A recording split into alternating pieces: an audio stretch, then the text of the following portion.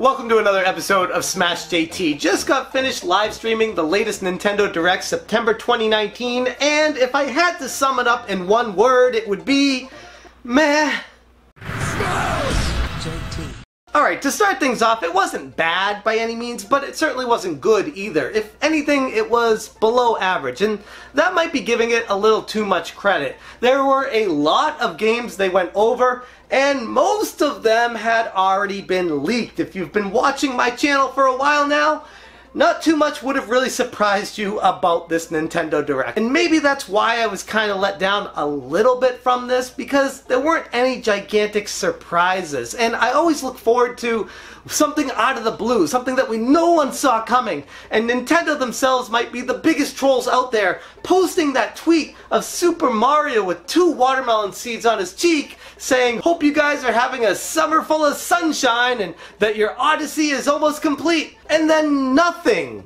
Like, at all. They didn't even reference Mario anywhere in this except for Mario and Sonic the Olympic Games, and that actually looked pretty good. But nothing about a mainline Mario series, nothing about Super Mario Odyssey 2, nothing about Super Mario Sunshine 2 or Super Mario Sunshine HD Remake or anything in that ballpark. No. They just completely skipped over that. So they kind of set the expectations for people in the know that there'd be a big announcement during this, and then they didn't announce anything. So I can't help but feel a little bit let down. And yes, I go into Nintendo Directs keeping my hopes, dreams, and aspirations in check as much as possible, but when you have the company themselves basically sticking that carrot in front of you saying, there might be something coming up soon, you just can't help but start to wonder what's happening. And when that doesn't come out, you can't help but feel let down.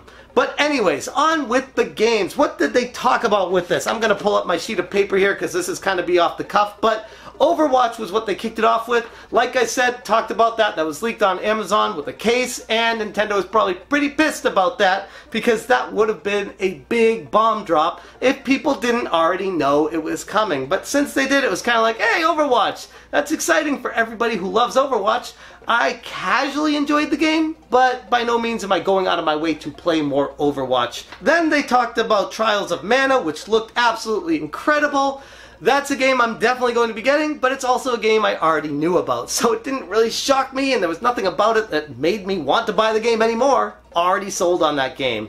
Then they went on to talking about a game called Return of the Obra Dinn, which was like this weird black and white style graphics that details you as an investigator, and you use a pocket watch to go back in time and witness history and observe what happens and take notes and try to decide what happens, almost like a text adventure mixed with a first-person game, and it looked interesting enough, but I'd need to see more before I actually decided to buy a game like that. Coming out in fall of 2019.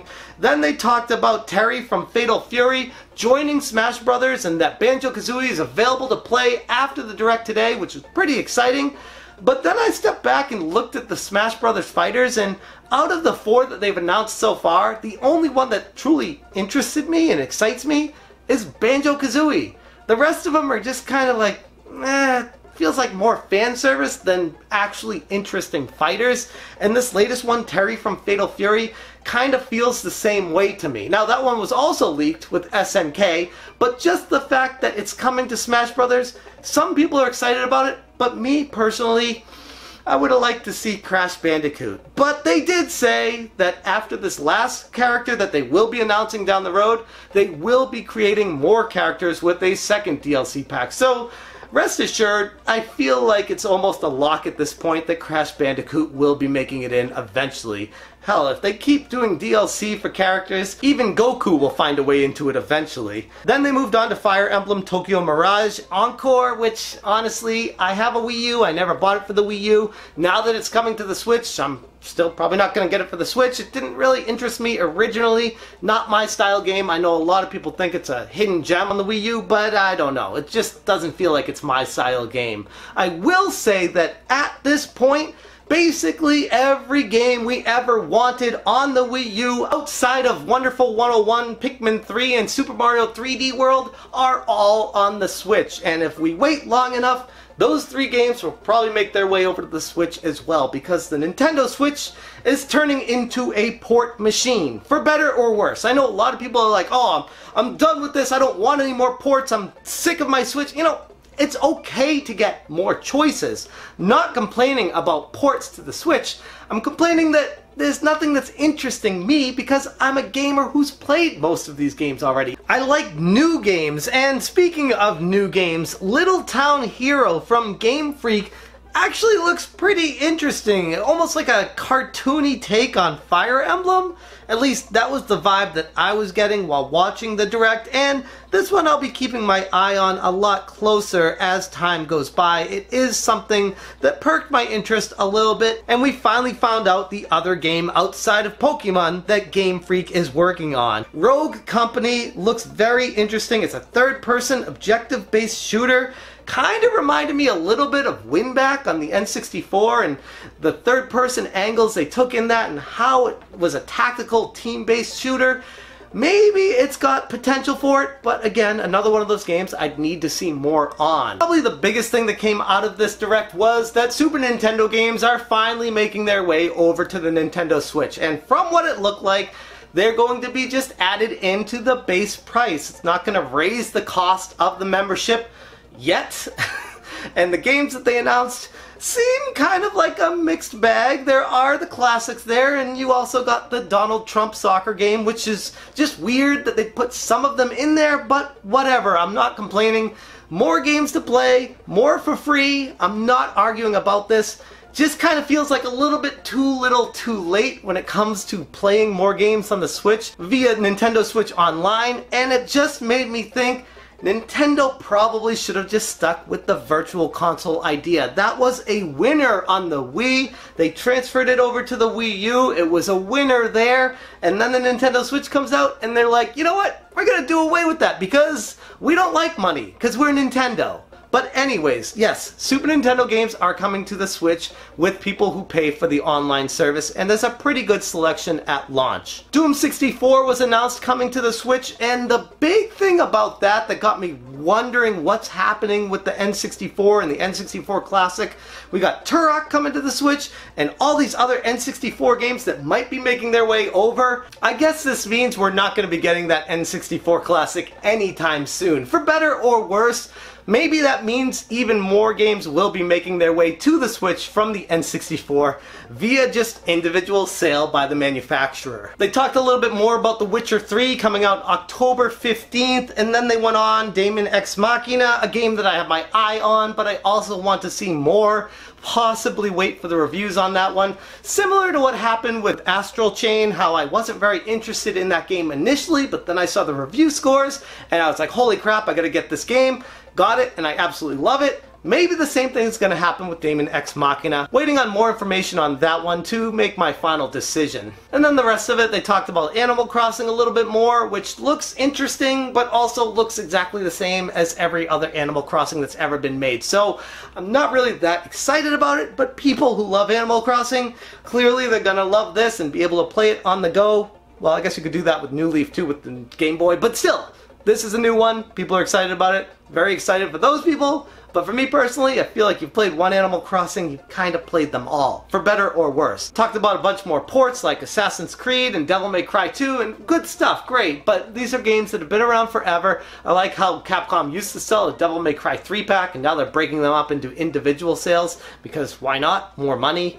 It's just kind of one of those, if I didn't buy the 3-pack back in the day, why would I buy it individually on the Switch? And if I did buy the 3-pack, why would I buy it individually on the Switch?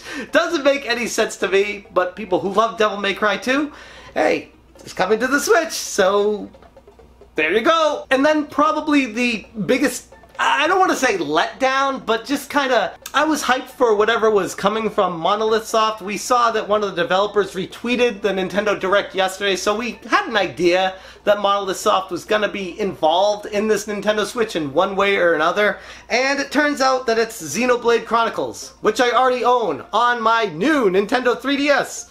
and it's still sealed because I have yet to play this game. Oh, and by the way, I have the collector's edition of Xenoblade Chronicles X, which is also still sealed on my Nintendo Wii U, and I still haven't even opened that one yet. So it's really hard for me to get hyped for Xenoblade Chronicles Definitive Edition. It's probably amazing and definitely the one everyone should get. But if I already own them on their consoles they came out for and haven't had the time to play them, it's really hard. There's not enough time in the day. Now, I know, ironically, I'm gonna call myself out here because I said earlier that I like new games. I want new games, and all of these are ports and rehashes of old games. And here I am saying, we got a port of an old game that I own that I haven't played yet because I haven't had the time to play it. So, maybe we're reaching a point where we don't have time to play all these fantastic games, so ports just make sense. So maybe I need to stop complaining and just go play some games. This isn't a complaint, this is just, I can't get excited for a game coming out that I already have the original of that I never even opened. So that's where I stand on that. Maybe this is just motivation for me to actually get around to playing these incredible games. Everyone talks such a big game about them and how amazing they truly are. So yeah, maybe instead of recording videos, I'll just go play Xenoblade Chronicles and then follow up with X. Anyways, that's my thoughts on this Nintendo Direct for September 2019. Like I said, not bad by any means, it just felt like it was a lot of ports, rehashed ideas, and games we already knew about or leaks that happened before it. There was nothing that completely blew my mind. And oh, by the way, yeah, Super Nintendo, I am a little bit salty that there was nothing regarding Mario, especially after that tweet from Nintendo. Anyways, that's where I'm going to leave this video. I'd be very interested to hear what you guys have to say about the Nintendo Direct, if there's anything from it that you're super excited about, or if you're kind of in my camp where it was kind of like, meh, it wasn't that bad, but it also wasn't that great. Thank you so much for watching, and as always, you stay smashing.